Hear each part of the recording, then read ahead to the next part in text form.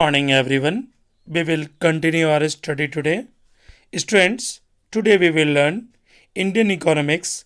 आज हम लोग इंडियन इकोनॉमिक्स से IDBI एवं SIDBI okay and IFCI ICICIL and EXIM bank. Students, इन बैंकों पर हम लोग चर्चा करेंगे। ये जितने भी टॉपिक्स हैं ये बैंक रिलेटेड हैं और अक्सर कम्पिटिटिव एग्ज़ाम में ये क्वेश्चन यहाँ से पूछे जाते हैं। ना केवल कम्पिटिटिव एग्ज़ाम में बल्कि आपके एकेडमिक एग्ज़ाम में भी क्वेश्चन यहाँ से पूछे जाते हैं। सो स्टूडेंट्स, वीडियो को स्किप ना करें, पूरा वीडियो देखें और अपने नॉलेज को गेन करें। ओके, सबसे पहले मैं बताऊँगा IDBI, भारतीय औद्योगिक विकास बैंक लिमिटेड। इसे इंग्लिश में नेम होता है industrial development bank of India limited. Okay, देश में औद्योगिक विकास की वित्तीय आवश्यकताओं को पूरा करने के लिए सरकार ने जुलाई 1964 को, कब, यानी जुलाई 1964 को भारतीय औद्योगिक विकास बैंक की स्थापना करने का निर्णय लिया।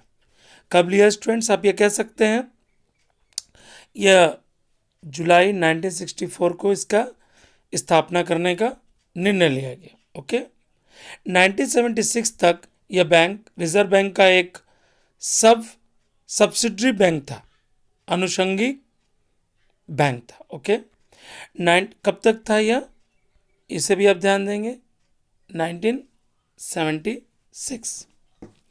1976 में इसे रिजर्व बैंक से अलग कर दिया गया। यहाँ से भी क्वेश्चन पूछे जाएंगे, कब इसे अलग किया गया?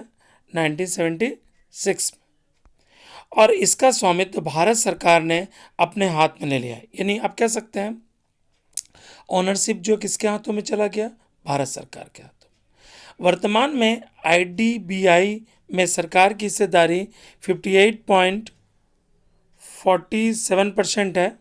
ओके, इस बैंक का मुख्य कार्य अब यह आप प्रश्न करेंगे कि आखिर ये बैंक बनाया क्यों गया, इसे क्या फंक्शंस हैं। तो इस बैंक का मुख्य कार्य औद्योगिक उद्यमों को वित्तीय सहायता प्रदान करना। इस बात को नोट करेंगे आप, इस बैंक का मुख्य कार्य क्या था? ओके, इस बैंक का मुख्य कार्य था वित्तीय सहायता, यानी ये जो इम्पोर्टेंट है, प्रदान करना, उद्योग के विकास में लगी संस्थाओं को बढ़ावा देना। यह बैंक बड़ी तथा मंझोली औद्योगिक इकाइयों को सीधे ही वित्तीय सहायता प्रदान करता है, जबकि छोटे और मंझोले इकाइयों को बैंकों और राज्य स्तरीय वित्तीय संस्थानों के माध्यम से भी वित्तीय सहायता प्रदान की जाती है। ओके स्टूडेंट्स, आप समझ रहे हैं। 1990 में भारतीय लघु औद्योगिक विकास बैंक यानी सिडबी, इसकी स्थापना मैं आगे इसके बारे में बताऊंगा आपको, सिडबी के बारे में। स्थापना के बाद इस बैंक के लघु तथा लघुत्तर इकाइयों को ऋण प्रदान करने संबंधी सभी दायित्व अब लघु औद्योगिक विकास बैंक यानी सिडबी को सौंप दिया गया। यानी टोटल कार्य जो थे, छोटे छोटे लोन जो देना है ना, वो किसको दे दिया गया? सिडबी को। सरकार ने भारतीय औद्योगिक विकास बैंक IDBI की स्थिति सुधारने के लिए 1 अक्टूबर 2004 को इसका कॉरपोरेशन कर इसे एक वाणिज्यिक कंपनी के रूप में परिवर्तित कर दिया। इसे भी आप गौर करेंगे इन पॉइंट को। ओके, 11 अक्टूबर 2004 को RBI द्वारा एक अधिसूचना जारी करके IDBI को अधिनियम 1934 के तहत एक अनुसूचित बैंक बना दिया गया। इस पॉइंट पर भी आप ध्यान देंगे। ओके, यानी 11 अक्टूबर 2004 को RBI द्वारा अधिसूचना जारी करके IDBI को अधिनियम द्वारा 1934 के तहत एक अनुसूचित बैंक बना दिया गया। ओके, अब हम लोग जानेंगे सिडबी के बारे में। ओके स्टूडेंट्स, सिडबी का फुल फॉर्म है small industrial development bank of India यानी भारतीय लघु उद्योग विकास बैंक सिडबी।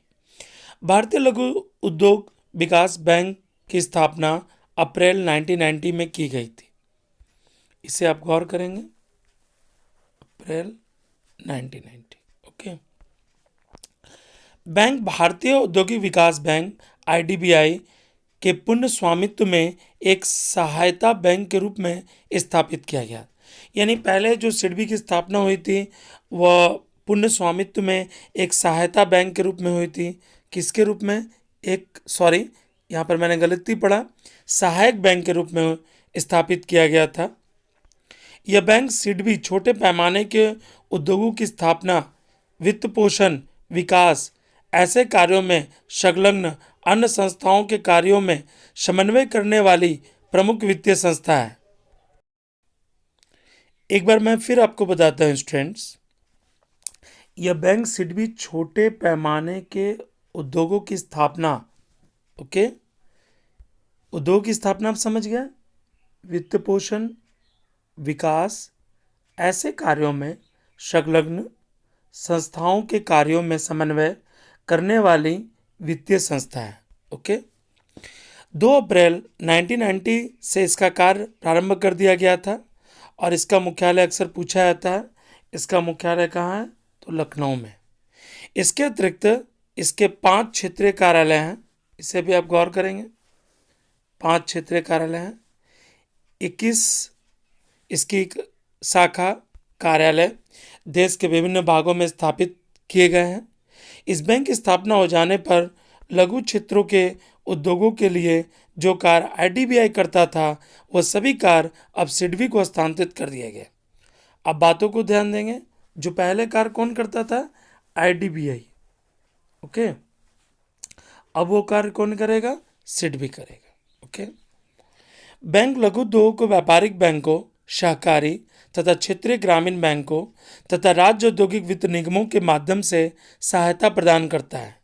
सिडबी द्वारा एकल खिड़की सेवा, इसे आप गौर करेंगे, यहाँ से क्वेश्चन पूछे जाते हैं। सिडबी ने क्या शुरू किया था?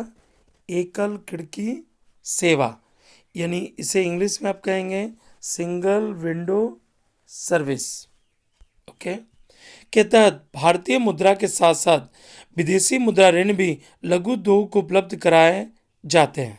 सिडबी ने 11-12 में एक इंडिया माइक्रो इक्विटी फंड स्थापित किया, इसे भी आप ध्यान देंगे। सिडबी ने क्या किया? इंडिया इक्विटी फंड, 11-12 में इंडिया माइक्रो इक्विटी फंड स्थापित किया। और 31 मार्च 1991 की स्थिति के अनुसार सिडबी के पास जो थे वह 450 करोड़ थे। वर्तमान में इसका 100% इक्विटी जो है वो किसके पास है? आईडीबीआई के पास है। ओके ओके स्टूडेंट्स, आप समझ गए, आप सिडबी के बारे में जान गए। अब हम लोग जानेंगे आईएफसीआई। ये जितने भी टॉपिक्स हैं स्टूडेंट्स, ये तो आपके लिए बहुत महत्वपूर्ण है। ओके, यहाँ से क्वेश्चन, इसकी स्थापना, इसके कार्य, इसका क्या मोटो है, ये सब क्वेश्चन अक्सर एग्जाम में पूछे जाते हैं। अब हम लोग जानेंगे industrial finance corporation of India limited, IFCI. औद्योगिक वित्त निगम की स्थापना केंद्रीय बैंकिंग जांच समिति के सुझाव पर एक विशेष अधिनियम द्वारा 1948 में हुआ था। इसे आप गौर करेंगे, इसकी स्थापना कब हुई थी? 1948 में। इसका उद्देश्य औद्योगिक प्रतिष्ठानों के लिए मध्यकालीन एवं दीर्घकालीन साख की व्यवस्था करना। इस पॉइंट को आप ध्यान देंगे, मध्यकालीन एवं दीर्घकालीन साख की व्यवस्था करना। निगम की अधिकृत पूंजी यानी उसका ऑथराइज कैपिटल 10 करोड़ की थी, जो 5000 के अंशों में बटी हुई थी। निगम के पास जो ऑथराइज कैपिटल कितना था? 10 करोड़, जो 5000 के अंशों में, बाद में से बढ़ाकर कितना कर दिया गया? 20 करोड़। अभी तक भारत सरकार, रिजर्व बैंक, अनुसूचित बैंक, बीमा कंपनियां, सहकारी समितियां इसके अंशधारी हैं। इन बातों को भी ध्यान दें, कौन कौन इसके अंशधारी हैं। ओके, किंतु 1 जुलाई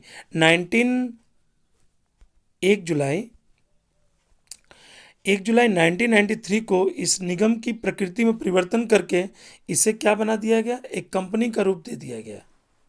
ओके, तदनुरूप इसे भारतीय औद्योगिक वित्त निगम लिमिटेड का स्तर प्रदान कर दिया गया और इसका पंजीकरण कंपनी अधिनियम 1956 के तहत किया जा चुका है। देश का सबसे पुराने इस वित्तीय संस्थान आईएफसीआई को अब बैंकिंग संस्थान पीएनबी में विलय करने का निर्णय सरकार ने कर्मचारी संगठन के मांग पर किया है। प्रस्तावित विलय को व्यावहारिक रूप देने के लिए बैंकिंग विनिमय अधिनियम एनबीएफसी अधिनियम में कुछ संशोधन भी सरकार को करने होंगे। ओके स्टूडेंट्स, आप जान गए आईएफसीआई के बारे में। ओके, अब हम लोग जानेंगे भारतीय औद्योगिक ऋण तथा निवेश निगम limited ICICIL। Okay, industrial credit and investment corporation of India limited.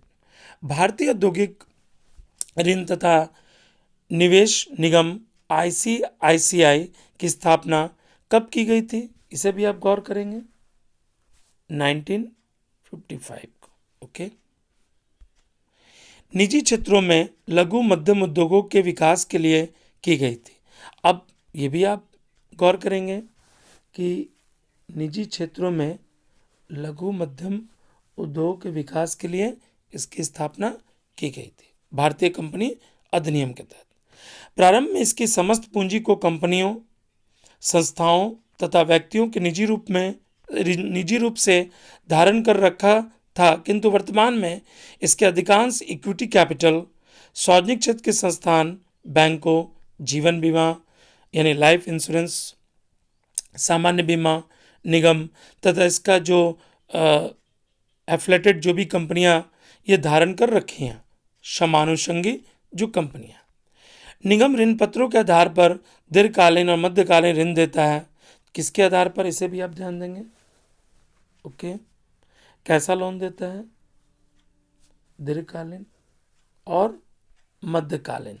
Okay, निजी क्षेत्रों की औद्योगिक इकाइयों के अंशों में अभिदान करता है और इसके अंशों को ऋणपत्रों की नई श्रृंखला यानी अंडर रिटेन करता है, बॉन्ड और ऋणपत्रों का क्रय करता है तथा रुपये में भुगतान होने वाली ऋणों की गारंटी देता है। निगम की सबसे अधिक महत्वपूर्ण विशेषता यह है कि इसके द्वारा स्वीकृत ऋण राशि विदेशी मुद्रा में मंजूर ऋणों का भी महत्वपूर्ण स्थान है। ओके, 1973 के बाद निगम ने विदेशी मुद्रा में ऋण प्राप्त करने के लिए अंतर्राष्ट्रीय पूंजी बाजार में प्रवेश किया, यानी ये अंतर्राष्ट्रीय पूंजी बाजार में भी ये बैंक आई। ओके, मुंबई उच्च न्यायालय ने 3 अप्रैल 1997 को विलय की मंजूरी देने के पश्चात 1 अप्रैल 1996 को प्रभावी तारीख से सरकार ने नौवहन उद्योग को वित्त उपलब्ध कराने वाली SCICI shipping credit and investment company of India limited का ICICI में विलय कर दिया गया। ओके, ये जितने भी टॉपिक्स हैं इसे आप गौर करेंगे। ओके, यानी किस कंपनी को विलय कर दिया गया, shipping credit investment company limited का विलय ICICI में कर दिया गया।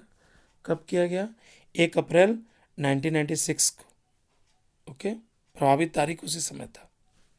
वर्तमान में ICICI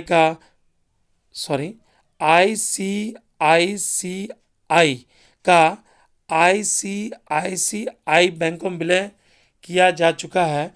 निजी क्षेत्र में इसे ICICI बैंक ने श्रीलंका के कोलंबो में अपनी एक शाखा 12 जनवरी 2006 को स्थापित की, यानी ये इंटरनेशनल रूप से काम कर रहा है ये बैंक। ओके स्टूडेंट्स, अब हम लोग जानेंगे भारतीय निर्यात आयात बैंक, इन्हें जिसे हम लोग एग्जिम बैंक भी कहते हैं। Export import bank of India. भारतीय निर्यात आयात बैंक की स्थापना, इसे आप स्थापना को ध्यान देंगे, 1 जनवरी 1982 को की गई थी। इसकी स्थापना से पूर्व आईडीबीआई का अंतर्राष्ट्रीय वित्त विभाग निर्यात और आयात की वित्तीय आवश्यकताओं की पूर्ति करता था। यानी जब ये स्थापना नहीं हुई थी तो कौन करता था? आईडीबीआई, जितने भी एक्सपोर्ट इंपोर्ट होते थे। ओके, अब एक्सिम बैंक का उद्देश्य निर्यातकों और आयातकों यानी एक्सपोर्टर और इंपोर्टर को वित्तीय सहायता प्रदान करना है। इसे आप गौर करेंगे। एक्सिम बैंक का जो उद्देश्य है, निर्यातकों और आयातकों को वित्तीय सहायता के अतिरिक्त सभी वित्तीय संस्थाओं में काम का समन्वय करने का भी कार्य सौंपा गया। ओके, जो वस्तुओं सेवाओं के निर्यात और आयात के लिए वित्त जुटाते हैं। यह बैंक न केवल भारत अपितु तृतीय विश्व के देशों के लिए वस्तुओं सेवाओं को निर्यात और आयात के लिए वित्त का प्रबंध करता है। वर्ष 2011 में बैंक के पास कितने कैपिटल थे? ऑथराइज कैपिटल 2011 में 2000 करोड़ थे, जिसे बढ़ाकर 20,000 करोड़ कर दिया गया। ओके, भारत के एक्सिम बैंक विदेशों में अपने कार्यालय Washington, Singapore, Abidjan, Ivory Coast तथा बुडापेस्ट हंगरी में स्थापित किए हैं। इसका प्रधान कार्यालय, जो इसका अगर आप हेड ऑफिस कहेंगे तो वो कहाँ है? वो मुंबई में, यानी महाराष्ट्र में। ओके स्टूडेंट्स, आपने जो खास बैंक हैं, जैसे कि मैंने आपको बताया इसके बारे में, आईडीबीआई, इसके साथ साथ आपने सिडबी, इसके साथ साथ आपने आईएफसीआई, इसके साथ आईसीआईसीआईएल और एक्सिम बैंक को आपने पढ़ा। यदि आपको वीडियो पसंद आया तो वीडियो को लाइक, शेयर और सब्सक्राइब करना ना भूलें। वीडियो देखने के लिए धन्यवाद।